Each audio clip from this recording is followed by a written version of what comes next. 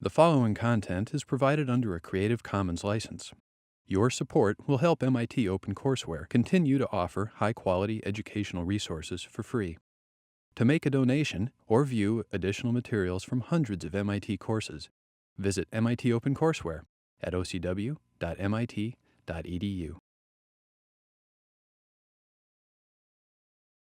Okay, so what we're going to do today is the last, we sort of say the last in what I'd say is sort of the core set of lectures. Our core set of lectures, we started with talking about the market. We then moved on and talked about consumer theory and did a series of lectures on that.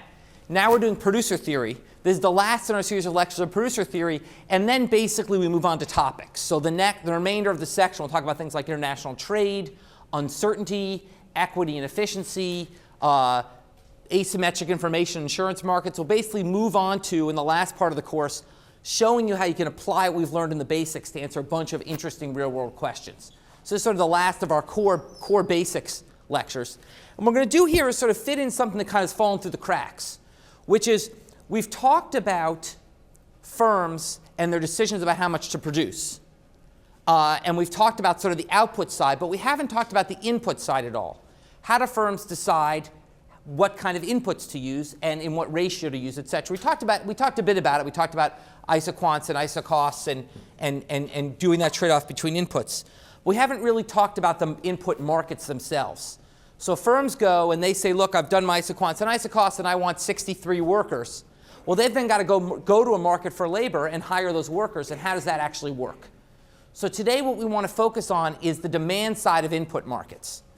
That is, what's the actual market analysis by which a firm, having maximized its profits and deciding how many workers it wants, goes and actually finds those workers. So what we're going to do is talk about demand for factors. In particular today, we'll focus on the demand for labor. Although the demand for capital, the analysis will be very similar. Okay, but today we're going to focus on the demand for labor. Okay, and what we're going to do is begin by focusing on the demand for labor in a competitive factor market. So we're going to begin by talking about competitive factor markets.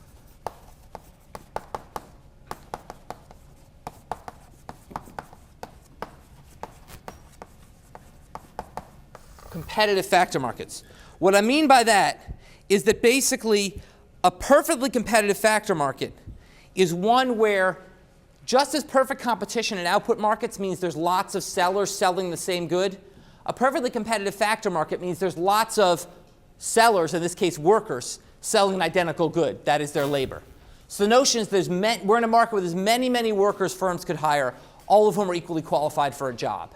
Okay, so this is not obviously a high-tech market. This is some low-tech construction, other sort of blue-collar market where there's lots of workers out there who could equally well be qualified for a job. And in fact, what we're going to assume is that basically there's a perfectly flat labor supply curve. Okay, let's assume a perfectly flat labor supply curve. Okay, perfectly elastic labor supply, just to make life easy. Obviously, it's not true in reality, but let's assume we're looking at some market with perfectly elastic labor supply. Okay? Now, how do we think about what happens in factor markets in that world? Well, once again, let's start with the short run. Okay? And so in the short run, capital's fixed. So a firm has said, look, I've done my short-run profit maximization, my isoquants and isocosts. I've decided how many workers I want given a fixed level of capital. Okay? And that basically gives me some demand for labor. Okay? I can derive a demand for labor curve by essentially saying at different wage rates, given a fixed capital price, that will shift my isocost curve. If you remember your profit, you're going back to being producer theory, at different wage rates, that will shift my isocost curve. That will cause me to demand different amounts of labor. So that traces out a demand curve, for labor. Okay? And we can see that graphically, okay, in figure 18.1. So you've got a perfectly elastic labor supply curve, and then you've got a downward sloping labor demand curve. And that labor demand curve comes from the profit maximization. The other way to think about how we get there, though, is interesting to say, okay, is to ask, how do we think about the marginal benefit versus the marginal cost of hiring another worker? Okay? We know the marginal cost is the wage. That's easy. What's the marginal benefit? of hiring another worker? Well, recall that another unit of labor raises output by the marginal product of labor. Remember the marginal product of labor? We talked about this a while ago. This is delta Q, delta L. So the next worker raises your output by an amount marginal product of labor. Okay? That's what you get from the next worker. Okay? But that's a quantity. In profit, the firm cares about profit, not quantity. So what it cares about is revenues. So the revenues from the next worker would be the marginal revenues that are made on that next unit times the marginal product of labor.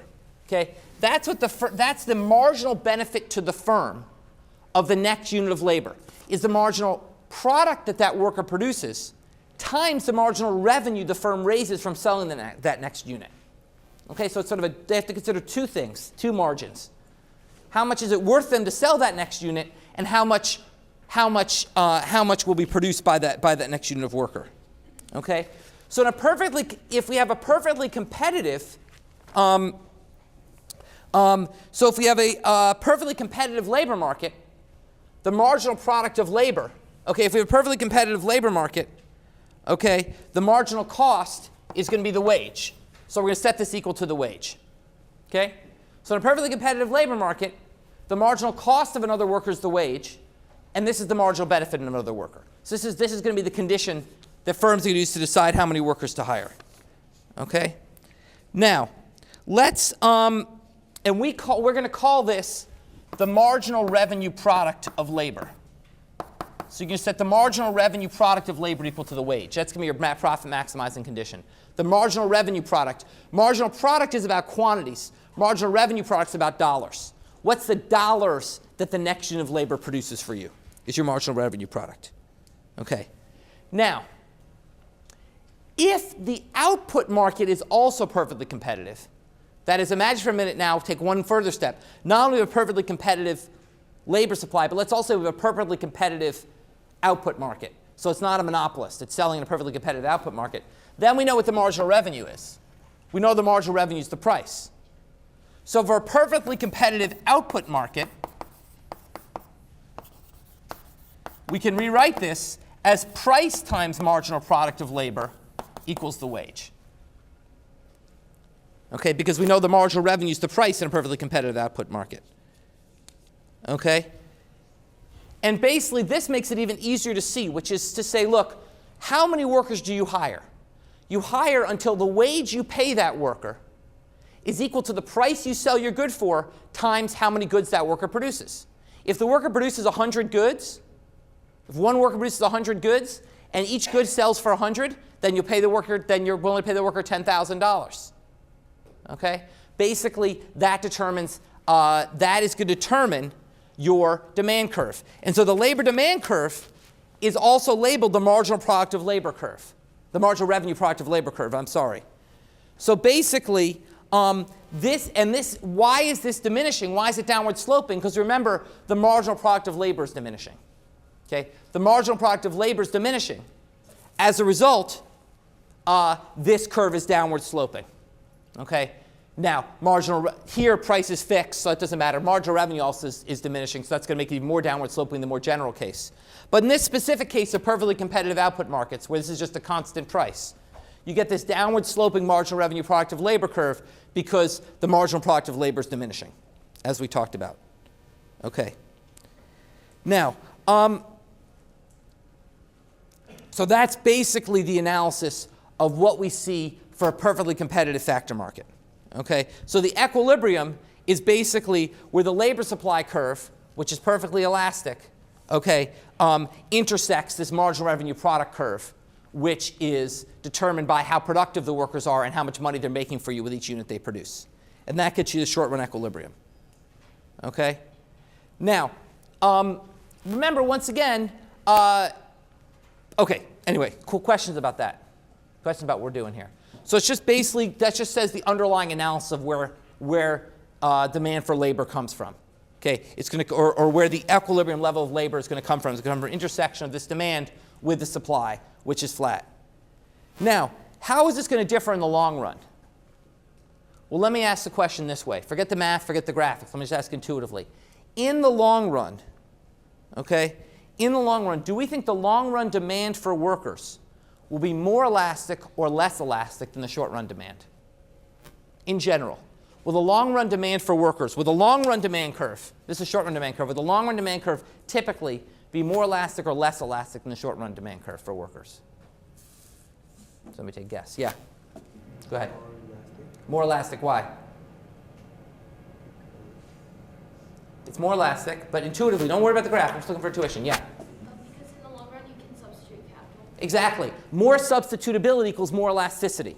Okay, general intuition you want to remember for this course. In the long run, since I can substitute towards capital, then that long run demand curve for labor will be even more elastic than the short run demand curve. I'm not going to work through math or anything. I just want you to remember that intuition. Okay? That basically long run demand curves, when you have more margins you can use, that's more substitutability. That means more elasticity.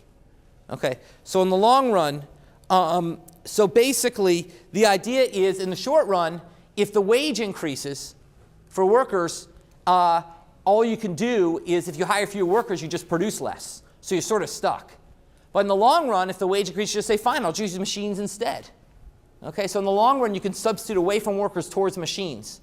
So in the long run, your demand curve is going to be more elastic. Okay? Questions about that? Now, this is all relatively straightforward, just follows from producer theory, the sort of stuff you had to do in the exam last night. Let's now talk about a little more interesting case, which is one of my other favorite words in economics, which is the case of monopsony. Not monopoly, but monopsony.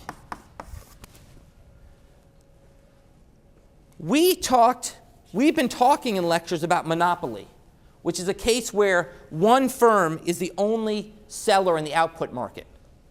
Okay? One firm is the only seller in the output market.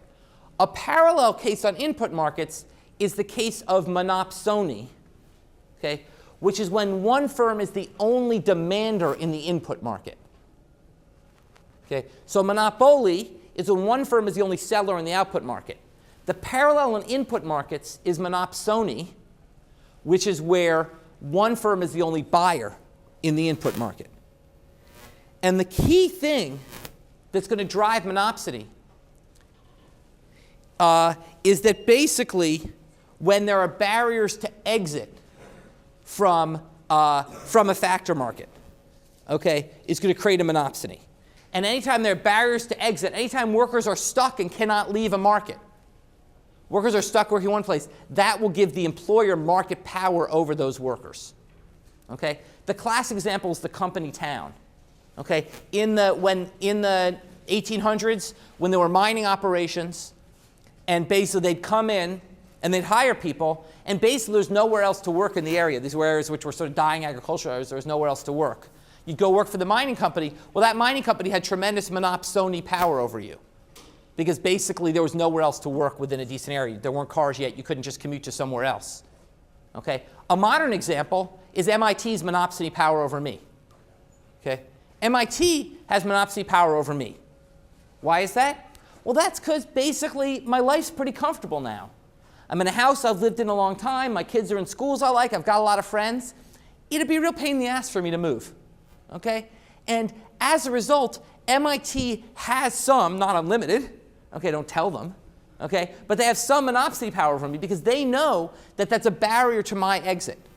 To my exiting MIT, a barrier is that I'm very comfortable and satisfied, and basically, given the nature tenets of psychology, it is harder to move someone with a pull than with a push. Okay? So someone could come and try to pull me away, but basically going to have to blow me away with an offer. Once again, don't tell MIT this. They have to blow me away an offer because basically I'm pretty satisfied. And that satisfaction inherently gives MIT some monopsony power over me. Okay? Now, the question is, what implications does this have? And the implications are quite interesting. Okay? And what they are is sort of a complicated flip of the monopoly case. Let's look at figure 18.2. Here's the example of a company town, okay? Now let's imagine a labor market where you've got some labor demand curve, the marginal revenue product of labor, MRPL, and some labor supply curve. And now labor supply is upward sloping. So this is not a perfectly competitive labor market now. Okay? This is labor supply is now upward sloping. So the demand curve for labor, we're going to say, is 60 minus L. So in our example, the marginal revenue product of labor is going to be 60 minus L. The notion is you have some downward sloping demand curve for labor because of diminishing marginal product. The more workers you hire, the higher the wage, the fewer basically you're willing to pay the wage you're willing to pay is diminishing in the number of workers. To get that first worker, you'll pay a high wage because you got to produce something. But as you hire more workers, the wage you're willing to pay falls. So the demand curve is downward sloping. And let's say that our labor supply curve is that the amount of labor workers are willing to supply is the wage over 2. I'm just making this up. These are just made up numbers just to make the math work. Okay? So it's just an upward sloping labor supply curve. A higher wage calls forth more labor. Okay? So basically, let's ask what happens in the competitive case. Well, in the competitive case, you set supply equals to demand. Well, supply is that firms are going to set the wage equals 60 minus L. Labor supply is L equals W over 2. Okay? So we could just have two equations and two unknowns. We can solve and get that the amount of labor supplied in the competitive case is 20 units. 20 hours, 20 days, weeks, whatever. Okay? 20 units. Okay? That basically, that's the competitive outcome. And the wage, we can read off the labor supply curve. If they're going to supply 20 units, they're going to need a wage of 40. Right? So once again, we can read that labor supply or the labor demand curve. If there's going to be 20 workers, the wage is going to be 40. So the wage, I'll call labor competitive, and the wage competitive is 40. Okay? So in a competitive market, with this demand and supply curve, you should know by now, you just set them equal, you solve, you get an outcome of 20 workers working at a wage of 40. Now let's imagine this isn't the competitive case. Let's imagine it's a monopsony case. Let's imagine this firm has monopsony power. Workers can't exit. Okay? And let's further assume that the firm cannot wage discriminate. Just as we talk about monopolists that couldn't price discriminate, we're going to talk about a firm that can't wage discriminate. It has to pay one wage to all its workers. And we'll come back once again to this assumption. Just as we talked about price discrimination, we'll come back to talk about wage discrimination. But for now, assume a non-wage discriminating monopsonist. They have to pay one wage to all their workers. Okay? Well, what that means is just as when a monopolist wanted to sell more goods, it had to lower the price. If a monopsonist wants to hire more workers, it has to raise the wage. Okay? Parallel thing. Just a monopolist had to lower the price to sell more units because it had to respect the demand curve. A monopsonist, if it wants to hire more workers, has to raise the wage because it has to respect the supply curve. Okay? Parallel. And what this will do is that will lead them to underhire workers at too low a wage. Just as monopoly led firms to underproduce at too high a price, monopsony will lead to underhiring at too high a wage. Okay? So once again, to think about this, let's think about the firm's decision to hire an extra worker. Okay? Well, what is the firm's total expenditure on labor? Its expenditure on labor is the wage, which is a function of the amount of labor, times the amount of labor. That's the expenditure on labor. Okay? So its marginal expenditure, if you take the derivative, okay, is going to be W plus dW dL times L. That's its marginal expenditure. That's going to be if you want to hire an additional worker, what's the marginal cost? Well, I want to hire additional worker, what's the marginal cost? I've got to pay him W, and to hire him, I have to raise the wage so to pay all my previous workers more as well. Okay? So to hire one more worker, I've got to pay that worker a wage, and in order to entice him, I've got to raise the wage, which means I've got to pay a higher wage to all my previous workers too. Once again, remember, I have to pay one wage. Okay? So if I'm going to hire that worker, okay, there is the same poisoning effect that we saw with monopolists. With monopolists, the poisoning effect was if I want to sell one more unit, I'm going to have to undercut my price on all previous units. For a monopsonist, if I want to hire one more worker, I have to pay all my previous workers more. And that's going to mean that there's sort of a poisoning effect in reverse. That's going to mean it's going to cost me a lot of money to hire that extra worker. Okay? So we can actually derive now a marginal expenditure curve just as we derived a marginal revenue curve for the monopolist. The marginal expenditure curve, okay, so we know expenditure is W of L times L, okay, and we know that we know from the supply curve we can rewrite this as W equals 2L, right? So that says that the expenditure on labor is 2L times L. Okay, so plugging in from the supply curve, the expenditure in labor is 2L times L. Okay, it's wage as a function of labor times labor, so 2L times L. So that means that marginal expenditure is 4L. The marginal expenditure curve, the marginal expenditure is 4L. Okay, so we can now draw a marginal expenditure curve that's steeper than the labor supply curve. Once again, it's confusing, but it's all parallel. It's just we're flipping everything around for a monopolist. Okay, instead of drawing that marginal revenue curve that was steeper than the product demand curve, now we're drawing a marginal expenditure curve which is steeper than the labor supply curve. And once again, we will find the intersection. To find the optimum, we'll find the intersection of that marginal expenditure curve with marginal cost. Well, here we'll find the intersection of marginal expenditure curve, with labor demand. So the parallel was we found the intersection of marginal revenue with marginal cost. Now I'll find the intersection of marginal expenditure with labor demand. That intersection is going to happen at 12 workers. Okay? So the firm is only going to hire 12 workers. Okay? But what wage is it going to pay? Once again, our first temptation is to look at that high intersection and say, well, at that intersection, what's the wage? We didn't put that on the diagram for a reason. Maybe we should have to throw you off. Okay? Remember, to figure out the wage, you've got to respect the labor supply curve. Just like you have to respect the product demand curve to figure out the price. So what's the wage if they want to hire 12 workers? They pay 24. Okay? So the monopsonist is going to hire 12 workers and pay 24.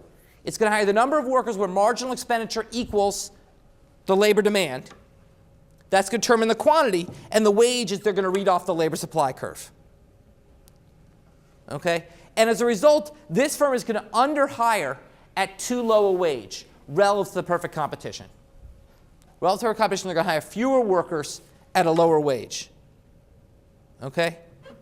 So basically, if you think about this, let's come back to the example of MIT. MIT would like to expand the economics department. Okay?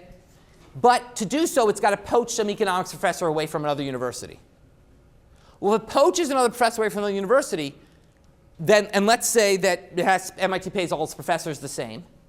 Okay? If they're going to poach a professor away from another university, they are going to have to pay the rest of us more. Okay? And that's going to cost them a ton of money. So they think we'd rather have a little bit more crowded undergrad class. Don't really see it here today, but maybe in general.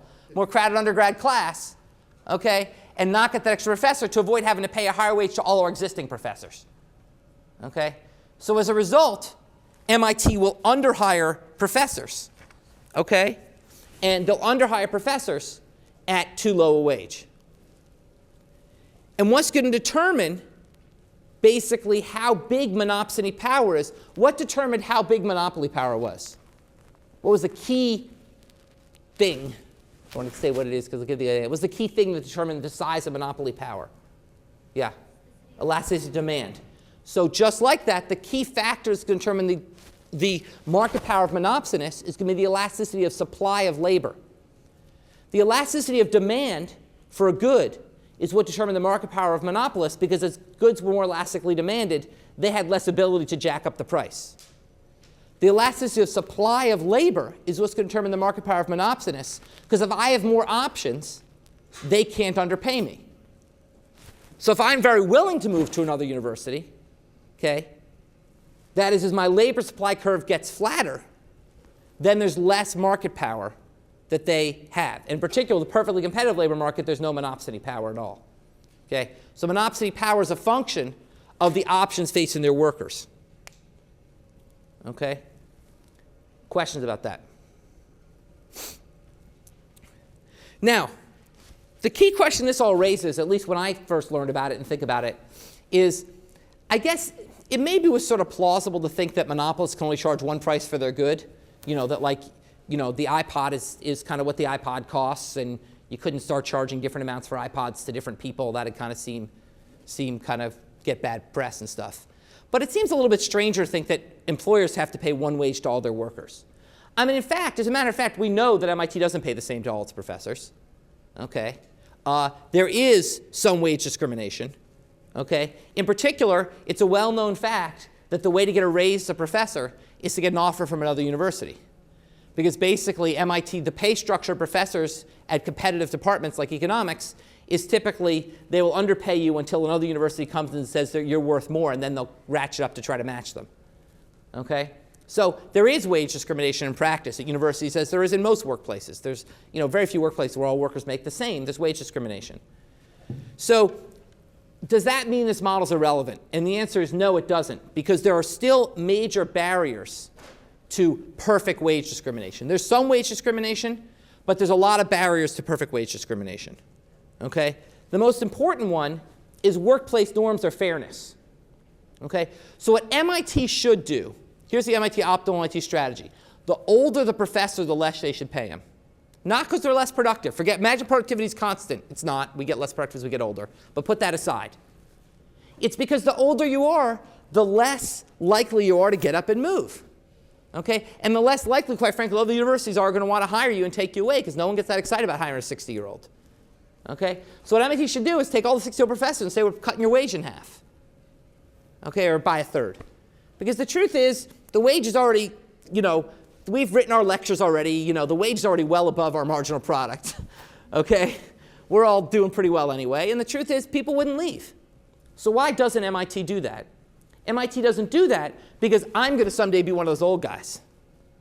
And I say, I'm getting there rapidly. I say, wait a second. If they're going to do that to when I'm 60, I'm going to get out of here while I'm 45. Okay? Because I don't want to be in that situation, because that's unfair. Workplace norms matter.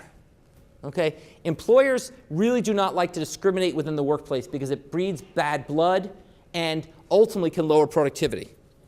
Okay? And this is something that we miss in our basic models. We don't have sort of fairness or workplace norms in our models. So wage is just about setting the wage that maximizes the profit, which means screwing the 60-year-olds. But in fact, in reality, okay, that's not the way workplaces work. And that's what the point of labor economics is. And if you're interested in this, you can take a course. We have an excellent course in labor economics that follows up on these issues. But a key issue is how much wage discrimination can be done given workplace norms, given the sort of notions of fairness we have. And the answer is it might be kind of tough, because basically MIT doesn't want to worry about upsetting all its younger faculty by mistreating its older faculty. Okay? And partly that could be solidarity. Partly some of those guys are my friends, and I feel bad for them. But partly it could be just more selfish, which is I don't want to be at a place that's going to discriminate in that way against me when I get older. Okay? And that's just something that's missed by the basic 1401 models. Okay? Questions about that? Yeah? Couldn't you model the person's life wage or something? So yeah, that's exactly. So what you could do is you could say to people, look, when we're hiring you, we're going to overpay you relative to other universities when you're young, and we'll underpay you when you're older. Okay? And so on a lifetime basis, you'll be fine. Okay? What would the problem with that be? So let's say they say, yeah. I'd leave. As soon as I reached that point where I was being paid more elsewhere that didn't pay this downward slope. And in fact, there's a lot of interesting labor economics theory which says the optimal form of labor contract is actually the opposite. It's to overpay when you're old and underpay when you're young. And the notion is to get people to want to stick around. And so in some sense, common labor theory says exactly the opposite of what you suggested. You want to overpay older people to get them to stick around. And for many years in America, that's often the way labor markets worked. We had very generous pensions and health benefits and high wages for older workers. That equilibrium is now breaking down. Because in this more competitive labor market, you can't afford to overpay those older workers, because then you can't attract the younger workers in the first place. And we're moving towards a flatter profile by age. But that's exactly the set of interesting issues we have to deal with in labor economics in setting pay that we don't really get into here. Okay, other questions or comments on that? Okay, of course there's another reason why MIT couldn't do this, which is it's against the law. Okay? We have age discrimination laws in our country, which say you cannot discriminate against people based purely on their age.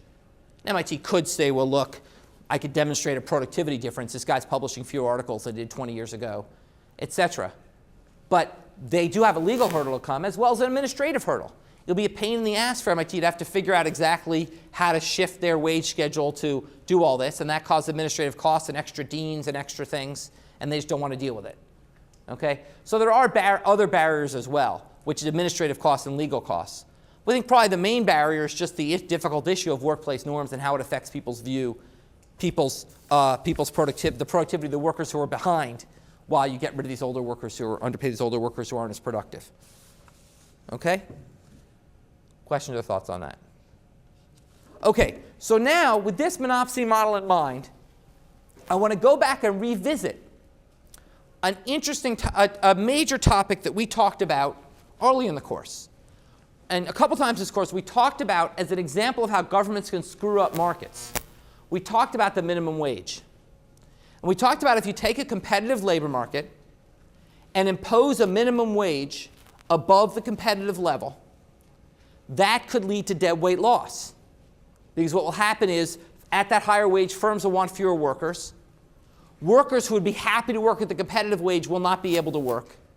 Trades which would make social welfare higher won't be made, and there'll be deadweight loss. Okay?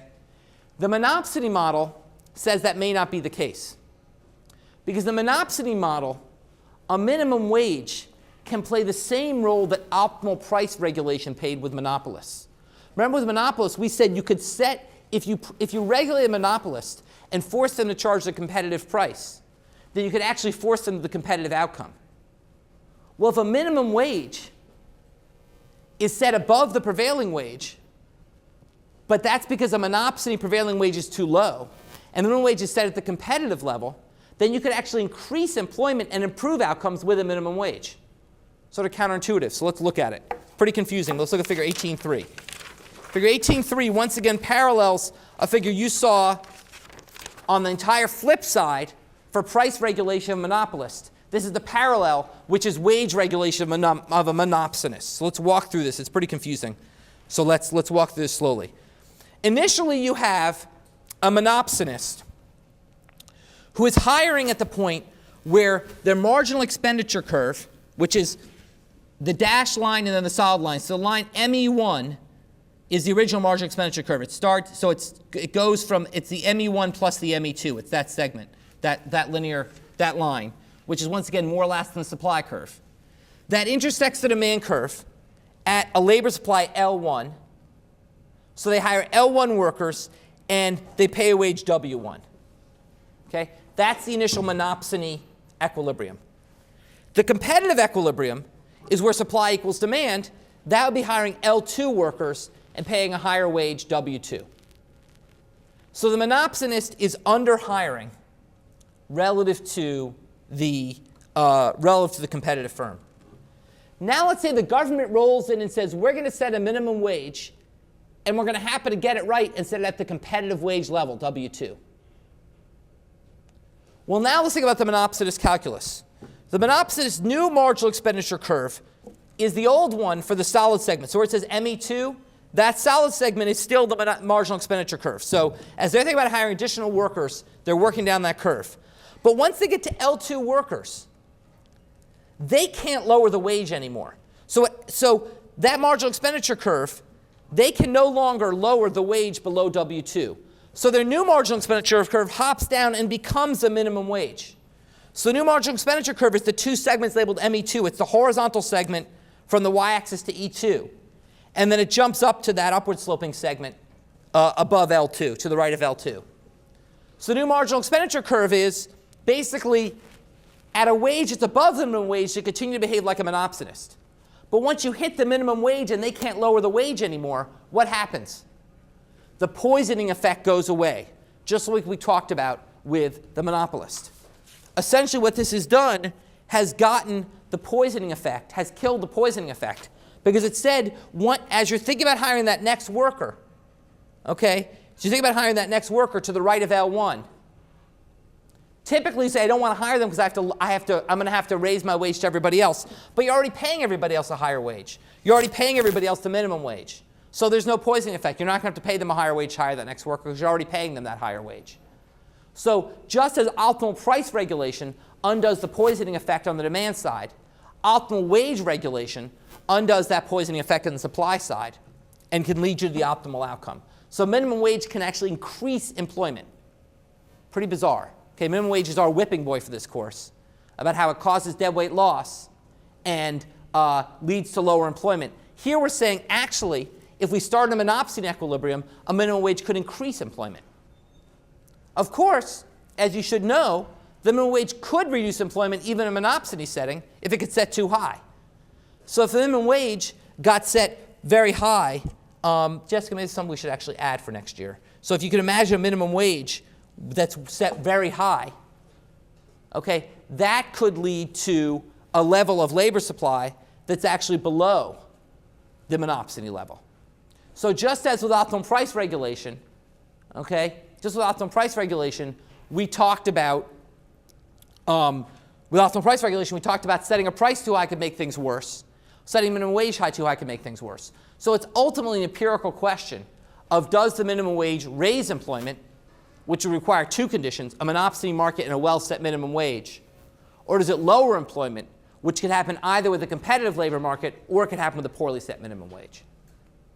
Okay? This is pretty confusing, but so you probably have to go home and think more about this. But are there questions now about anything that's not apparent from the diagram? Okay, so now we get to, this is basically why we have empirical economics. Because we have empirical economics, well, really, we have two reasons. One is sometimes we know the direction of what we're looking for. We want to measure its magnitude. Sometimes we don't even know the direction, not to mention the magnitude. Here's a case we don't even know the direction. Will increase the minimum wage raise or lower employment, and by how much? Okay? Well, how do we test this? Well, the traditional way to look at it is to say, okay, well, the minimum wage changes over time. Let's look at what happens. Let's look at what happens to employment when the minimum wage goes up. Okay? And what people found was that increase in the minimum wage tended to be associated with lower employment. When the minimum wage went up, employment fell. So people took that to mean that basically there was a situation where we were either in a competitive market or we're screwing up the monopsony market by setting too high a minimum wage. Because when we raised the minimum wage, employment fell. Okay. And what is wrong with drawing that conclusion from that evidence? Or could someone tell me a story about why that might not be a convincing piece of evidence? Why the fact that we raise the minimum wage, when we raise the minimum wage, employment falls, why that may not be, by itself be compelling? What problem you might have with that piece of evidence? You read that in the New York Times tomorrow. You know, look at this graph. We raise the minimum wage, employment falls, clearly the minimum wage is bad. What should your first thought be upon reading that article?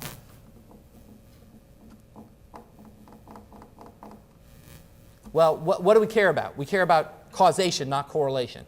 Okay? So what could be causing this to be a correlation and not correlation, but not a causation effect?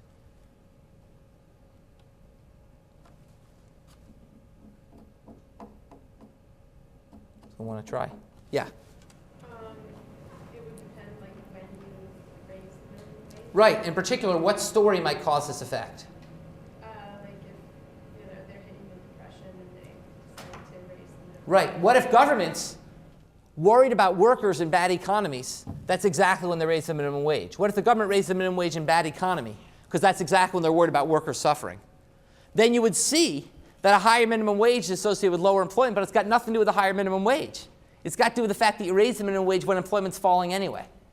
It's causation versus correlation. Okay? You have to be a critical reader of evidence like this. The minimum wage is not handed down by God. Okay? It's determined by legislators who are subject to political pressures which may depend on the state of the economy. If the minimum wage increases when employment happens to be falling, then it'll look like the minimum wage has harmed employment when it really hasn't. Okay? So, what do we do about this? Okay, what do we do about this?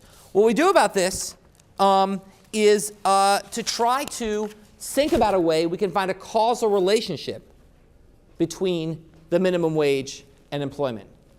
And one way to do that is to try to find cases where a minimum wage increased and yet we know there was no independent change in economic activity. And the way economists have done that is by looking at state minimum wages. Turns out a lot of states actually set minimum wages higher than the national minimum wage. Okay, not really much anymore because the national minimum wage has gone up a lot the last decade. But about a decade ago, the national minimum wage, or about 15 years ago, the national minimum wage was at a real historical minimum, okay, in real terms. And a lot of states exceeded that in setting their minimum wage.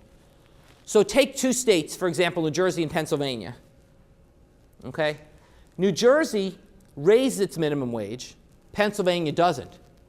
But any economic shock is going to hit New Jersey and Pennsylvania pretty similarly. They're both right next to each other on the East Coast. Any recessions get them pretty similarly.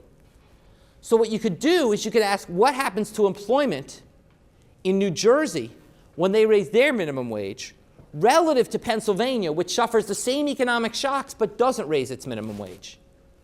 That is, we try to achieve the gold standard. What's the gold standard? The gold standard is a randomized trial. What we'd like is literally like a trial where randomly we change the minimum wage randomly at different places and different times. Okay, that's never going to happen. Okay? So we try to approximate it with what we call a natural experiment or a quasi-experiment, which say, are there sort of experimental interventions that nature gives us, even if they're not perfectly randomized trials? And this is one. Here's a situation where you have two states very similar. Okay? One raises its minimum wage, and one doesn't. Okay? And they're set by economic shocks. So you can look at that. Another approach people have taken to this, another way people have taken this approach is say, okay, well, when the minimum wage increases, it's going to have different effects in different places. And why is that? That's because the minimum wage is going to be higher relative to the market wage in some areas than others. So, for example, when they raise the minimum wage $1 nationally, okay, most people in Massachusetts already make more than they raise it to. So it's not going to affect Massachusetts much. Whereas in Mississippi, that's a big hit. Okay? So once again, you can compare states that were given national raise. You can compare states that were hit harder by that raise to states that were hit less hard. Another way to try to do this. A number of studies have done this, and they've come up with the striking conclusion that the minimum wage, if anything, raises employment. At least at the levels that we've seen over the last 15, 20 years. Changes in the minimum wage are actually associated with modest but increases in employment, and certainly no decreases. Okay? They've been associated with modest increases in employment and not decreases. And this is really, really striking.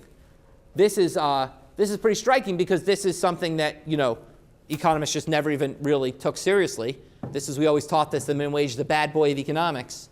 And this is saying, no, in fact, if you take it seriously and look at the evidence compellingly, you can actually look at the evidence carefully, you can actually see that a minimum wage can actually increase employment as this model shows. Okay? Now, this is still the subject of some controversy. There's still a lot of work on it. But it then raises the question of, well, how can this really be? I mean, don't we have a pretty competitive labor market? How do we really have a monopsony labor market? And the answer is that if you look at who's getting the minimum wage, it's largely younger and low-skilled workers who don't have a lot of employment options. So basically, McDonald's in a given area in a city could have some monopsony power. Because basically, people don't have cars. These low-income urban youths don't have cars. They can't go somewhere else to work. They don't have skills, so they can't even work retail because they don't have good enough skills to work retail. So McDonald's sort of has them. McDonald's has some monopsony power over them because McDonald's is the job they can get. Or McDonald's and Burger King together, maybe, are the jobs they can get. That gives them some monopsony power. So given that's where the minimum wage is going to bite the most, it's maybe not implausible that the minimum wage could actually increase employment, which is what we see in these studies. Okay? Questions about that? Yeah? I know that in monopoly power, there's like antitrust to prevent them from talking to each other. In monopsony, like, would it be possible that the companies would talk to set like? Yeah, exactly. So let's take my inner city example. McDonald's isn't the only employer. There's Burger King and Wendy's and lots of other low-skilled employers. The notion is, if there's a few of them, that should be enough to break any monopsony power unless they collude. And so likewise, just as there's not supposed to be collusion on the output side, there are laws against collusion on the input side. Okay, in the same way. But once again, just those laws are hard to enforce on the output side, they're hard to enforce. because basically what you can do is they can get together in the back room or do it, or they can just say, Wendy's and Burger King can wait and see what McDonald's does and then just follow in lockstep. So there's lots of ways to get around those rules. But yes, just as there's antitrust laws on the output side, there are labor market laws on the input side, which get in the way of collusion. The difference is basically those are more on a sector by sector basis.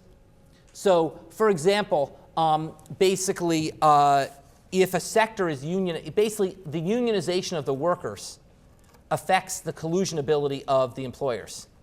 So if workers are unionized, it's more lax in terms of allowing employers to collude as well because the workers are colluding. If workers aren't unionized, they're less lax, and it's a complicated body of labor law about that. Okay, other questions? Yeah? So it would be bad for unions to try and get like a industry-wide standard wage, or? Well, that's about efficiency versus equity. If a union got an industry-wide standard wage, then that's going to penalize the talented workers who would want to go work elsewhere and help the less talented workers. And basically, a lot of the complaints employers have about unions is that they lose their talented workers because the union doesn't allow them to pay those differentials. Teachers is a great example that's very controversial right now, which is there should be merit pay for teachers. A lot of teachers say, no, there shouldn't be merit pay because that's going to violate workplace norms and it's unfair, but we might not be getting the most talented people into teaching as a result. All right? Okay, so we'll come back next time and talk about international, start our sort of topics part of the course by talking about international trade and whether it's good or bad. Answer, it's good, but we'll talk about why.